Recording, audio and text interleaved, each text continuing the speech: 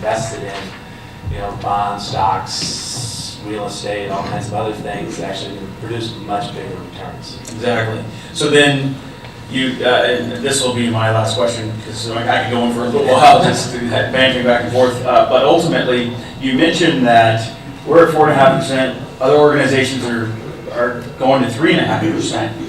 And you said that actually increases our OPEB liability. Right.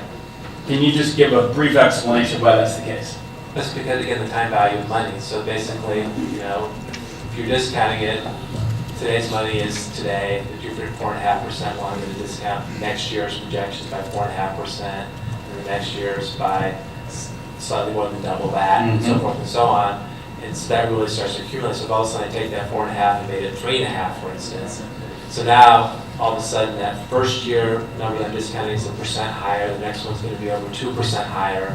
And so that number, that 20-year-old whose claims I'm projecting 100 years from now is, 100 times bigger than what I would have predicted before. And that's what makes that number significantly larger. So one more follow-up question. 3.5% that you say that other organizations are using, where would you put that in the conservative scale of fiscal management? Is that right on? Is that in the middle? That's really conservative. 4 is probably right in the middle these days. Okay. But this is an entity as well that is very conservative. Actually, on their pension plan, have reduced their discount rate to 7%. So that they're really erring on the extremely conservative side. 4 is probably where we're seeing on an average basis. But again, depending on how, because this discount rate really is supposed to be based on what types of investments you're actually making for your kind of general asset classes. You could very well, which is why we say it's a discussion between the actuary, you, and your investment advisor. That may actually be an absolutely appropriate number. It's just that we've seen most of the asset managers we've been working with think that 4% is a better number for that, but without having had that discussion with your asset advisor, we don't want to say absolutely you ought to lower it. It's just in our mind, it's a discussion item. And if everybody's happy with 4.5, then you should stay at 4.5. Excellent, thank you. Good question. Other questions? Yes. Well, following on that discussion, people could game the system by changing assumptions from year to year. And so what kind of checks and balances exist? This might even be a question for Nancy too, because I'm assuming Nancy would have something to say about it too. Obviously you have your professional standards, but how do you work with clients to make sure that they're not gaming the system? Part of it, that's, again, when we do assumption changes, basically for us to recommend one and support it, there needs to be a basis for it. So it's not like things don't look really good this year, so we need to change something just so we can have an impact on liability, because that's not something we would support. And then what we typically find as well is that from an audit point of view, auditors really tend to push back hard when you change assumptions as to why did you change that assumption, to make sure there's a legitimate reason, which is why, particularly when you're getting into assumptions like turnover and mortality, things like that, those are typically really only based change when actually experience studies are done, or somewhere there's actually a study has been done to say, really, what have you been experiencing in these areas, and is it different from what's being assumed, therefore there's a reason to make it, and those are typically only done every 3 to 5 years. So that you're not going to make a change unless there really is a reason why that change needs to be made. And that's really where the checks and balances come. So in theory, if you want to be really cynical, if everybody included together, yeah, they can play games. But from an accounting point of view, they have their professional standards they need to follow. We have our professional standards and we take it real seriously, so we don't want to be accused of playing those kinds of games. In addition, I would add that, I agree, we would push back on changes to those assumptions if they weren't supported. We also look at benchmarks what other entities of the same size are doing. In addition to that, one of the things that we also do as part of our standard audit procedures is that we are auditing the inputs that get sent to the actuaries to make sure that, we're just picking some number out of thin air, but it's actually supported in the detail from the detail of work. And given all that, any changes in assumptions, I'm assuming are gonna be more incremental over time, rather than wholesale large changes. In general, yes. The only time you see a wholesale large change is, as this example I made, the year they implemented the change had a huge impact because they shifted a significant amount of their costs from a defined benefit plan to a defined contribution plan, which cut their liability in half. But then again, it's fully supportable because then you can show records of, yes, it met the definition of a defined contribution plan. The GASB, where they went into individual accounts, the money went in, the employer had no accounting point. You could demonstrate to the auditor that that's really what happened, so the auditor had no issue with that level of a change. But yeah, absent something like that happening, they're going to be incremental.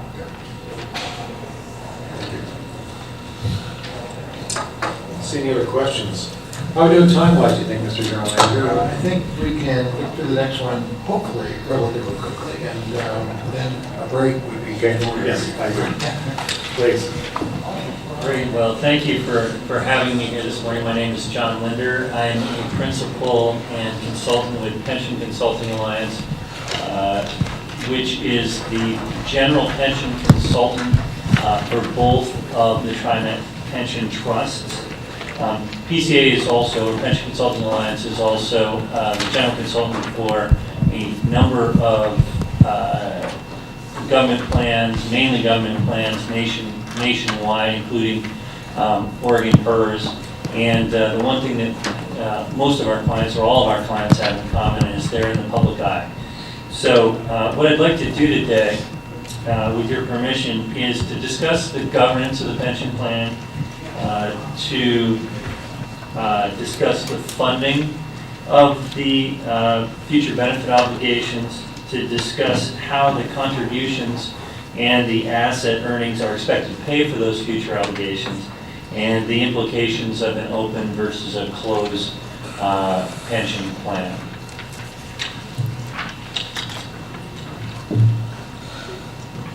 So what I have on this graphic that you see on the screen is really a graphic concerning the governance of the pension trust.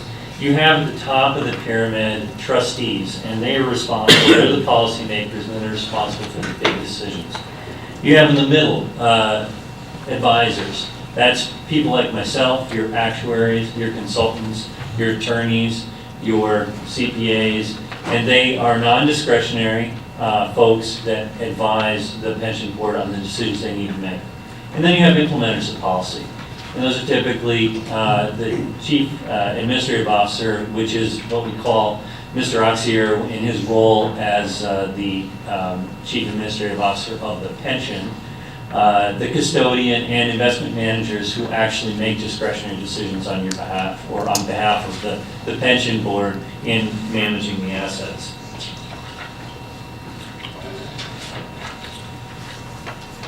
So the pension trustees are making the big decisions, and their big decisions are ultimately, at the end of the day, they're responsible for determining how the assets of the trusts are invested in order to meet the obligations that are going to be funded by the trusts. They're fiduciaries, so they're legally bound to act in the best interest of the beneficiaries, and all of the assets of the trust always have to be held exclusively for the benefit of the participants and beneficiaries.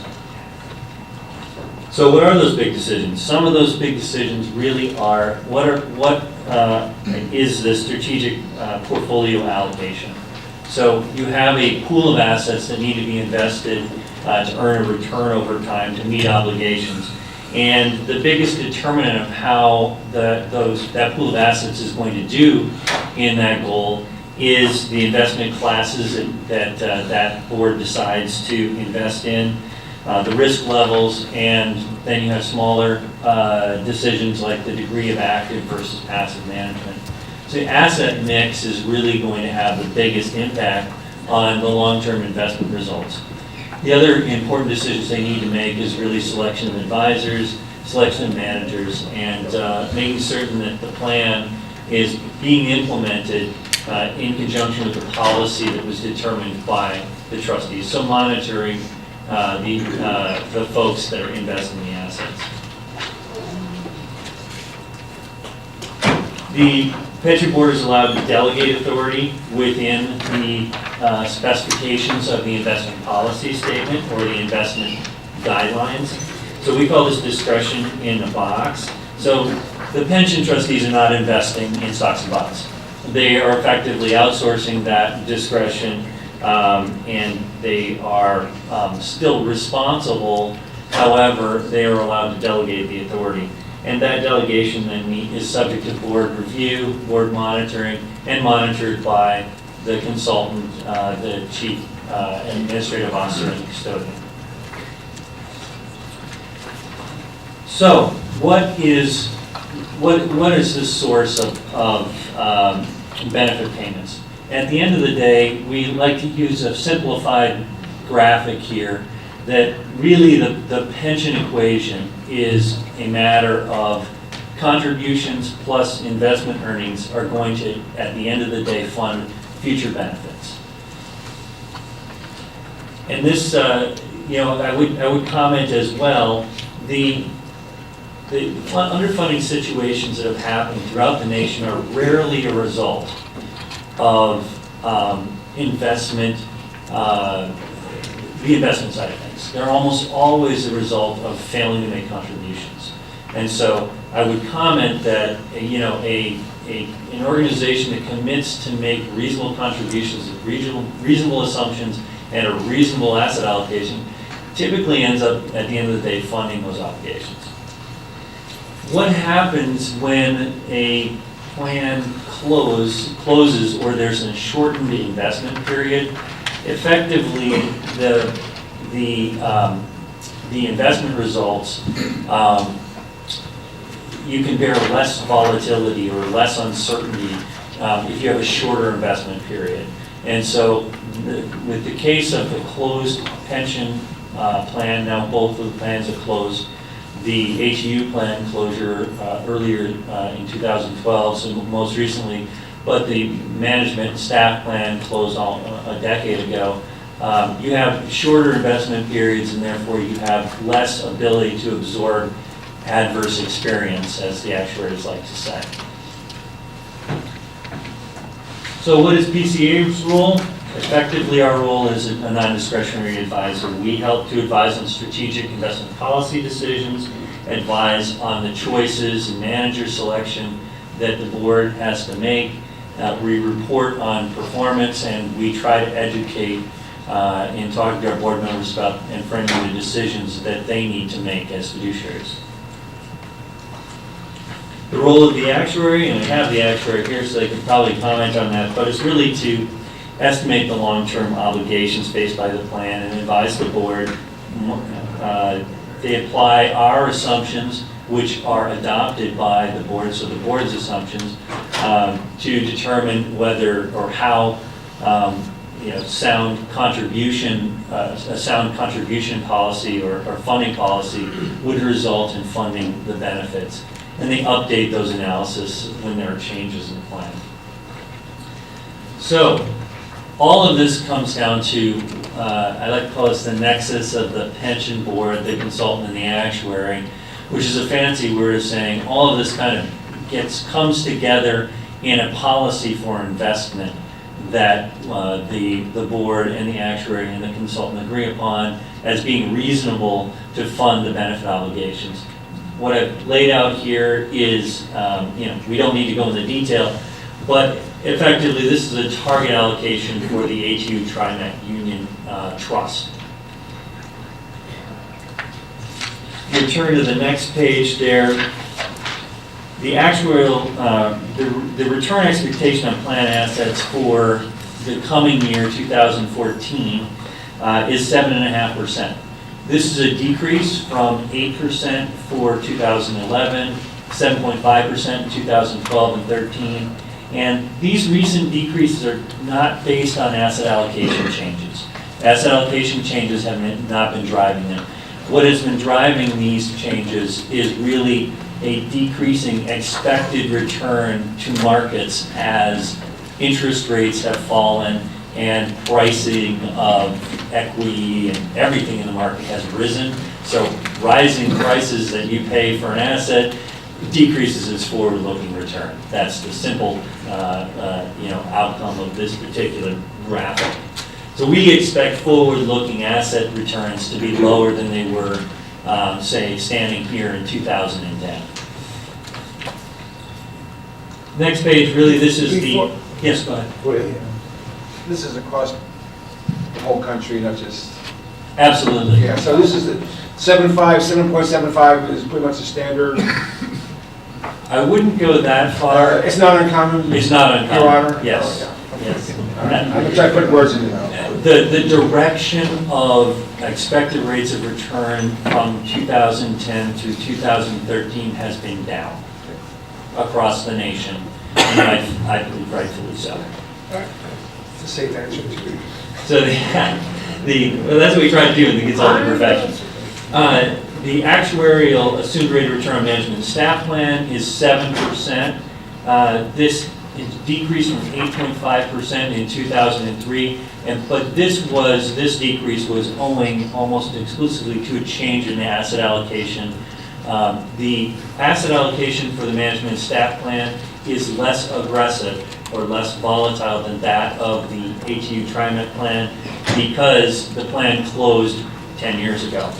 So we moved, or the trustees at the time moved the asset allocation more towards bonds, less towards equity, and to a less aggressive asset allocation. However, both the ATU TriMet and the management and staff plan rely heavily on risky assets to meet a rate of return of 7.5%.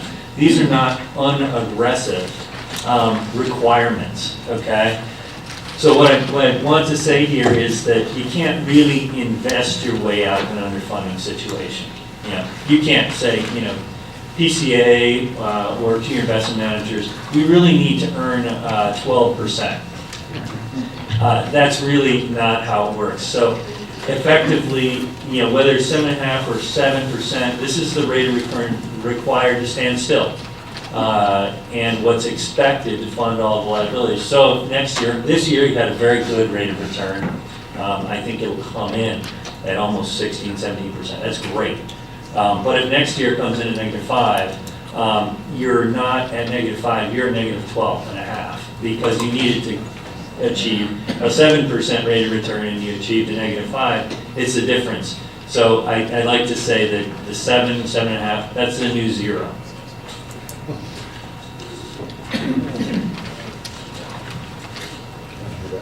So, What time is that? finally, open versus closed. Ideally, the actuaries have commented on this, that you'd like to fund your benefit obligations over the working life of the employee.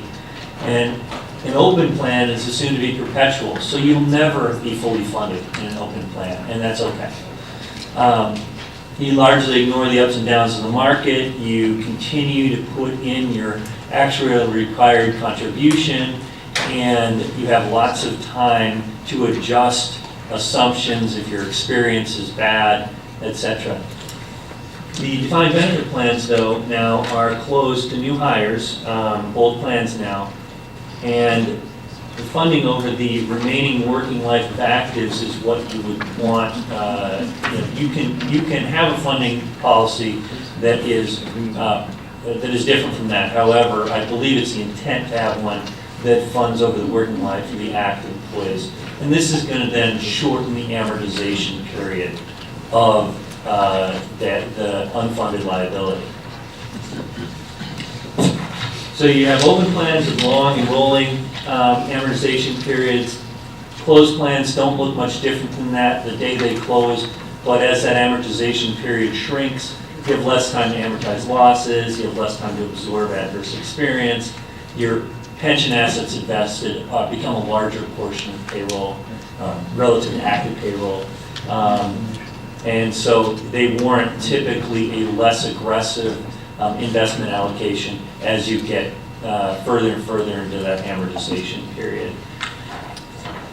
So effectively, the open and growing pension systems have the luxury of a long time horizon. That is becoming less so as the pension plans are now closed. The asset liability study that we're going to conduct in 2014 will incorporate the closed status of both plans, the shorter amortization periods for both plans, really much shorter for the management staff, shorter for the A2 Trimet plan, and ultimately lower return expectations do point to a higher cost of funding. So as you have a less aggressive investment portfolio, typically the expected return on that portfolio is lower. So I'll open it up for questions. Want to start off again? All right.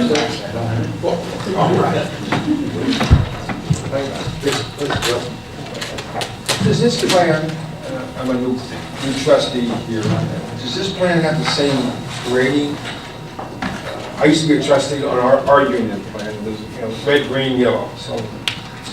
It Maybe does. you can talk to that. Yeah, the Pension Protection Act is really, I believe, what you're discussing. Hartley. Yeah, and it does not. So government plans are under a whole different regulatory structure than ERISA corporate plans, and so there is not the same sort of red, yellow, green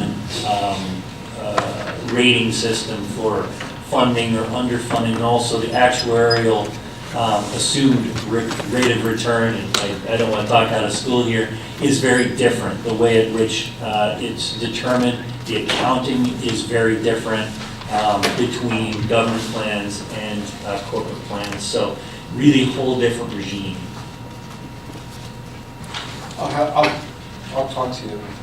I need to understand, I still need, where, to understand, I'll get with you. Okay. All right.